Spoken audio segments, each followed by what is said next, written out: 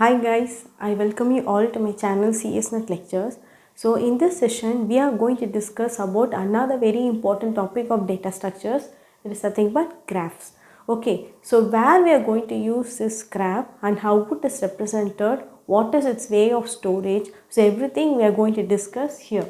That is, in this session, we are going to see the introduction of graph data structures. Okay, so graph is one type of a memory organization where it uses non-linear data structure. Okay, so in the last classes I discussed about what is a linear data structure, what is non-linear data structure.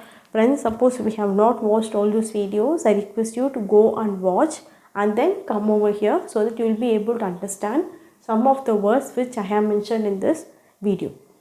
Okay, so graph is one type of a non-linear data structure. So the elements and its respective memory locations are stored in any order. That is, it maintains non-contiguous memory allocation.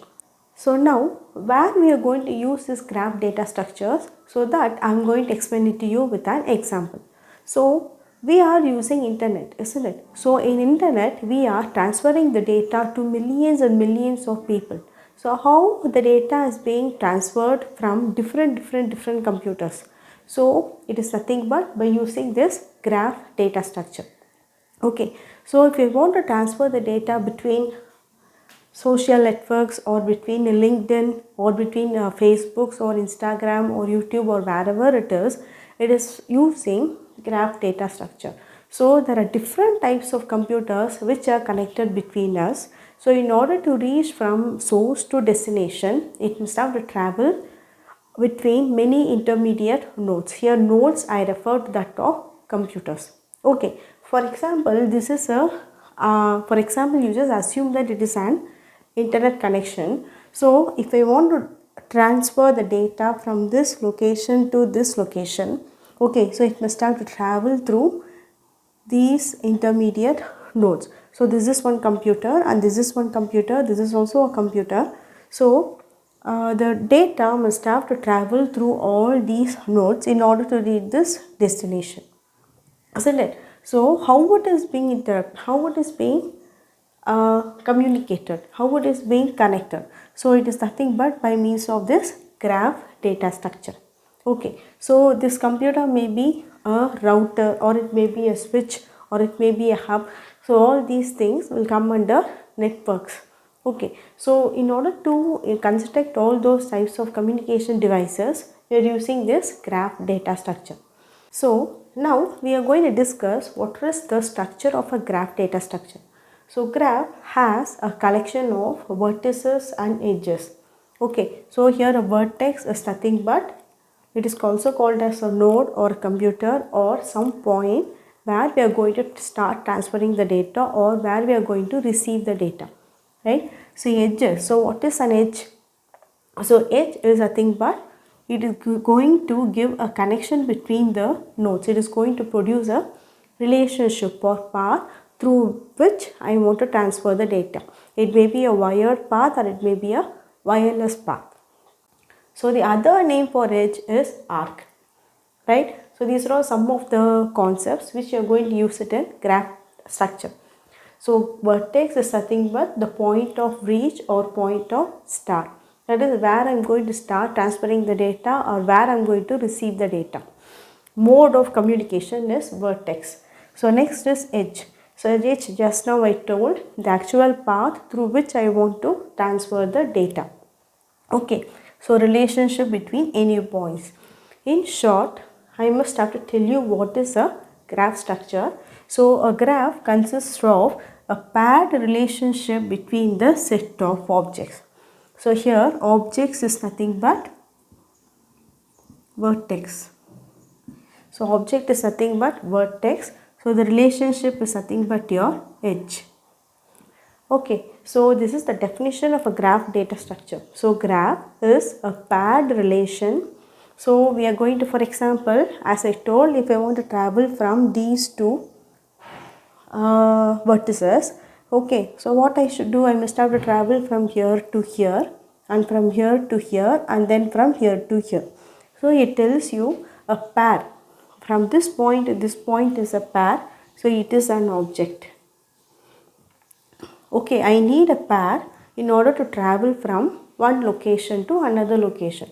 So that it is telling, right? So object is nothing but a vertex. Okay, so now I want to tell you what is this precedence constraint. So what is a precedence constraint?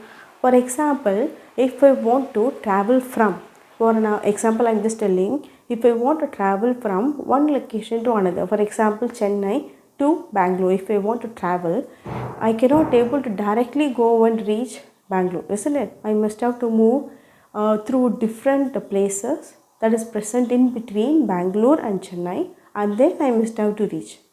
Isn't it? So to reach to Bangalore, I must have to first move to these places and then only I can reach Bangalore. So the previous path, okay, the previous path which I must have to select correctly in order to reach my correct destination is called as my precedence constraint. For example, if you see here, I want to start from this area.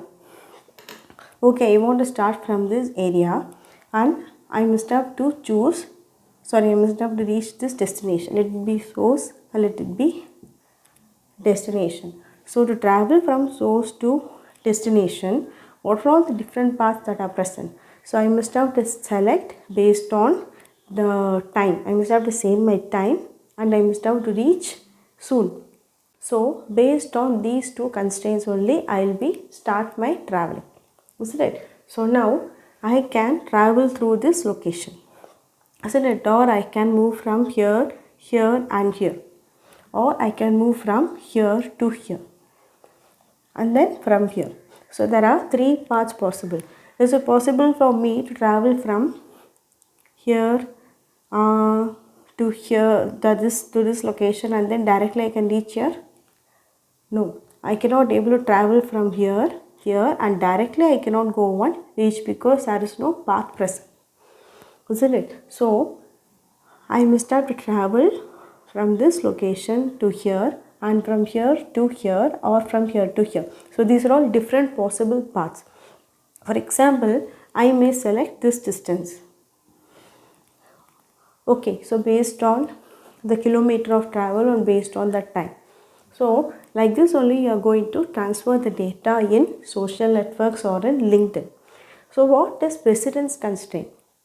So if I want to reach to this location, okay, I must have to first start from here. Isn't it? If I want to reach to this location, I must have to start from here. Isn't it? So the previous node which I am selecting in order to move to the next node is called as precedence constraint. For example, if I want to reach to this destination, first I must have to come here and then only I can go. Isn't it? So I must have to reach this location and from this location only I can move to my respective node. So this is called as your precedence relation. Okay friends, so these are all the different concepts which you should have to keep it in mind while constructing a graph data structure. Okay friends, so now we will go for its graph representation. Friends, now we are going to discuss about representation of graph. That is how we are going to store the data that is being used for transmission between different types of nodes, source and destination. Okay, so we are using two types of representation to store in memory. One is adjacency matrix, then another one is adjacency list. So these are all the two important representation of graph. So this is a very important topic which we are going to discuss it now. I am going to explain it to you in a very easy manner and what are the important points that you must have to remember. So shall we go for discussion? Okay. Friends, now we are going to see about how to use adjacency matrix for storing the elements. So we are going to create a matrix based on the total number of vertices that are present in a graph. Okay, so a matrix is nothing but we are using a 2D matrix, two-dimensional matrix consisting of rows and columns. Okay, so a graph with V number of nodes will be having V cross V matrix. Okay, so based on the total number of nodes, we are going to create a matrix having a row number of nodes and column number of nodes as the same one. Okay, so this is the condition for storing the elements inside the memory. So now let me construct a matrix.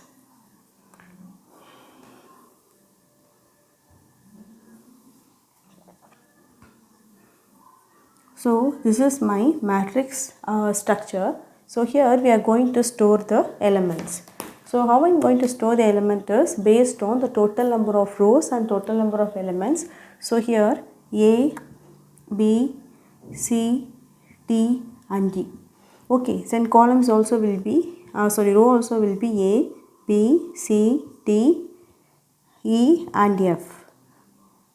I am using F also. F. Now we are going to start storing the elements. So if there is a path that exists between the two vertices, okay, so at that time we are going to put as 1. Suppose if there is no path present between the given vertex, we put as 0, right? So now you see A to A. So A to A, if you see, is there any path present? No, there is no path present between A to A. See, there is no path present between A to A. So we are going to put the value as 0. Okay, so next one, from A to B, you find any path is present. So from A to B, so there is a path exists. So you put the value as 1. Again, from A to C, you see any path is present, see path is present, so put as 1. Then from A to D, do you have any path? So from A to D, we don't have a direct path, isn't it? So there is no direct path between A to D, so you put as 0. So now from A to E, no path, so put as 0. Then from A to F, so yes, we have a path, so you put as 1. So like this, we must have to see for each and every elements, and I must have to mark as 1 or 0. So shall we, if you want, you can just write by yourself. So from B to A, so it is a, so there is a path between B to A, so mark as 1. So from B to B, there is no path, so put as 0. Now from B to C, is there any path? So no path, put as 0. Then from B to D, you have a path, so mark as 1. Then from B to E, you have a path, right? So from B to F, you have a path, put as 1. Then again from C to A, so from C to A, I have a path, so put as 1. Then from C to B, so from C to B there is no path, put as 0. Then from C to C, so from C to C there is no path, you put as 0. Then from C to D we have a path, okay. Then from C to E there is no path, 0. C to F, C from C to F there is no path, so you mark it as 0. Again you mark for D to A. So D to A, so there is no direct path, okay, so mark it as 0. Then from D to B, so D to B, so there is a path, so you put as 1. Then from D to C, so there is a path, so you mark it as 1. Then from D to D, no path. Then from D to E, so there is a path. So from D to F also there is a path, so you mark it as 1. Then from E to A, so there is no path. So from E to B, you have a path, mark it as 1. Then from E to C, so no path, mark it as 0. Then from E to D, so there is a path, so mark it as 1. Friends, there should be a direct path, then only you can mark, otherwise you should not mark, okay. Then from E to E, so no path. Then from E to F, there is no path, so mark it as 0. So now you take this one. So F to A, is there any path? So we have a direct path, put as 1. Then from F to B, there is a direct path, put as 1. Then F to C, see F to C there is no direct path, so mark it as 0. Then from F to D, so F to D also you have a direct path, so mark it as 1. Then from F to E, we don't have any path, so mark it as 0. Then F to F, no path. Okay friends, so this is the way you should have to construct your matrix, adjacency matrix for the given graph. So in this graph, if you see, the diagonal elements all will be 0. Okay, so the diagonal elements all will be 0 when you are going to construct for the adjacency matrix. Okay, for the given undirected graph. So this all will be 0. So this is one of the important point. Please make a note of it. Okay friends, so now we are going to see its time and space complexity for this adjacency matrix. Then I have written a dense graph. Okay, so this adjacency matrix is mainly used for implementing dense graph. Okay, so this is one type of a graph which we are going to see it in the next session. So dense graph is nothing but all the vertices will be having a direct path. Okay, so if you see this is a normal graph, if I am going for a dense graph, all the vertices will be having a direct path to move from those two vertices. So in order to construct this dense graph, we will be preferring to use adjacency matrix. So this also you can make a note of it. Okay friends, so now we will see the time complexity. So friends, for the adjacency matrix, we have the time complexity as big O of 1. It is both for adding an edge and it is both for removing an edge. Okay, so the time complexity for adjacency matrix is O of 1. So this O of 1 refers to both removing an edge and adding an edge inside the graph data structure. Okay, so friends, so suppose if I want to add a new wedge, for example, I want to add here as Z. So directly I can go to the matrix and I can add the vertex like this and I can mark both the path, that is B to Z also will become 1 and Z to B also will become 1. See, B to Z is 1 and Z to B, where is Z to B? So this also will become 1, all the other value will be zeros. Okay, so like this I can mark. So just I am going to add one edge or I can remove one edge. So the time complexity, that is the total time taken for doing this, is big O of 1. Okay. So next we will go for space complexity. So if you see the space complexity, that is it is theta. So this is big O, this is theta. So the space complexity will take as V into V. Okay, it will take as V into V. So it occupies maximum space for storing all the elements. Even if there is a path, we are storing the value. Even if there is no path also, I am storing the value. Okay, so it is taking the maximum memory space for storing the elements. It is nothing but V into VV square. Okay, so this is one of the main things which we have discussed for adjacency matrix. So next we will go for adjacency list and then we will see its complexities. Okay friends. So friends, now we are going to discuss about the next type of graph representation. It is adjacency list. Okay, so it is a very easy construction when compared to that of adjacency matrix. So we are going to discuss the limitations and advantages of both after discussing this topic, right? So it is uses linked list representation. So we are going to construct for the vertices, that is we are going to store the values only if there is a path. If there is no path, we are not going to store it in the memory. So that is one of the biggest advantage of creating this adjacency list. Okay, so now first what we are going to do is we are going to create a linked list for all the vertices. Okay, how you see? So the linked list will be of separate ones for each and every vertices, and then we are going to add its respective path directly. Okay, so what is a linked list? So linked list is going to consist of a node and a pointer. So the pointer is going to point to the next element that is going to be present. Okay, it is also using a linear data structure and it has a non-contiguous memory location. Contiguous memory location, right? So that we are going to use it here. So now draw a linked list, or first you construct a node. So how many number of nodes are present? 1, 2, 3, 4, 5 and 6. See, as there is no space, I am writing it here friends. 1, 2 and 3.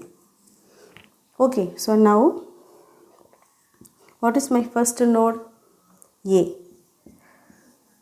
Then B and then C. So this is the way you should have to construct. So linked list. So here if you see, we will have A, B, C, D, E and F. So this is for pointer connection. So now this pointer is going to point to the next vertex which is having the path. Only that we are going to connect. So from A we have this path, isn't it? So from A to B, which are all the things that is having direct path? So A to B is having, A to F is present and A to C is present. Only for B, F and C we are going to make the connection. So first I am taking B. It may be in any order, okay. So B, right. So from A to F we can go, isn't it? So you mark F. Then A is having connection to C, so that you can add it. Okay friends, so like this only you should have to point. Now take this B. So B is my next node. So from B, what are all the nodes that are having a direct path? So F, D, A and E. So there are 3 vertices, right? So mark. So F, then A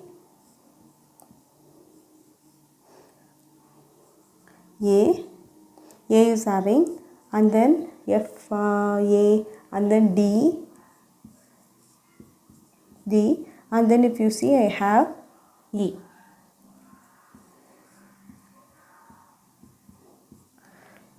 Okay friends, so like this I am going to make the connection. So next for C you see, for C what are all the paths that is being present? A and D, only 2 are having the direct path from C, you add it. That is the adjacent nodes of the respective vertex I am adding it, okay. So A is present and then we can add D. That's what. Then for D, you can find the adjacent nodes and you can add it. So for D, if you see, I have C, B and E. C, B and then E. Then from E, if you see, I have 2 adjacent nodes. So 2 adjacent nodes from E are B and then D. Okay friends, so now you can add for F. For F, how many nodes are present? A, B and D. Okay, A, B and D. So you add A, B and D. A, B and D. So like this, we have created 6 linked lists separately for each and every vertex. Okay. So like this only you must have to construct friends for adjacency list. Then another important point you should have to make a notice. They may ask an examination point of view. Adjacency list is mainly used for creating sparse graph. What is called as a sparse graph?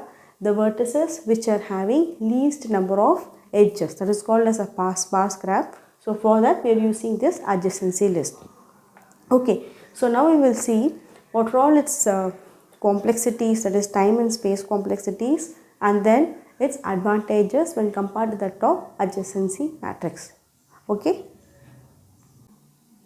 So friends, these are all the 2 complexities which I have mentioned. You just make a note of it. So space complexity is O of V plus C. So what is V plus C? So we are going to make only one entry for the edge, isn't it? Suppose if there is a path exists only, we are making the entry. If there is no path, we are not making entry. So we are going to add the edges simultaneously. If and only if there is only a path. So we are writing it as big O of V plus E. Okay friends. So next, and the worst case is O of V square. For example, if this D is having adjacency for all the remaining vertices, then you will have all the vertices that is being attached. So this is for worst case. Okay, so this O of V square is for worst case. So maximum space complexity is being reduced since we are making entry only for the actual existing path. Okay, please have a note. So next is time complexity. If you see, it is O of V.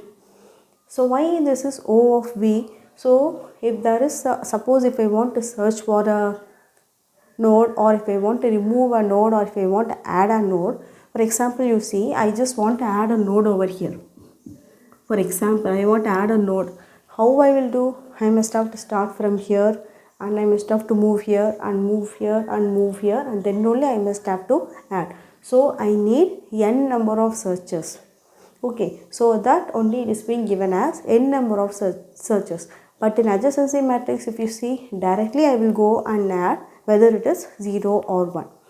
Okay, can you understand? So we have the time complexity as O of V. So V here stands for number of vertices and E stands for H. Okay friends, so that's all about this adjacency list. It is a very important topic friends. So next we are going to discuss about its advantages when compared to that of adjacency matrix. Okay friends. So these are all the differences between adjacency and matrix and adjacency list. By seeing these differences, sisters, you will be able to know which is more efficient when compared to that of both. So first one is adjacency list is going to save space, and this it occupies more space, which I have explained you already. And then the most recommended one for implementing sparse graph is list, and for the dense graph is matrix. Then it is very easy to implement adjacency list because we are not going to make the entry for all the vertices and edges. We are going to make the entry only for the vertices which are having the path. Okay, but here if you see, we are going to create a larger memory space where we will have the entry for both the edge if it is present or the edge if it is not present. So next is time complexity. If I want to search for a certain element, I must have to traverse all the elements and then only I must have to reach the needed one. But here I can directly go and search for the element based on the edges that is being present. Okay. So next is space complexity. So for adjacency list, the space complexity is O of V plus C, and for the adjacency matrix, it is O of V cross V. It occupies more space, it occupies less space. So when compared to this, both adjacency list seems to be very efficient for implementation friends, right? So we have discussed so far about adjacency list, adjacency matrix, graph structures and so on. So the next classes we are going to discuss about its graph types. Thank you.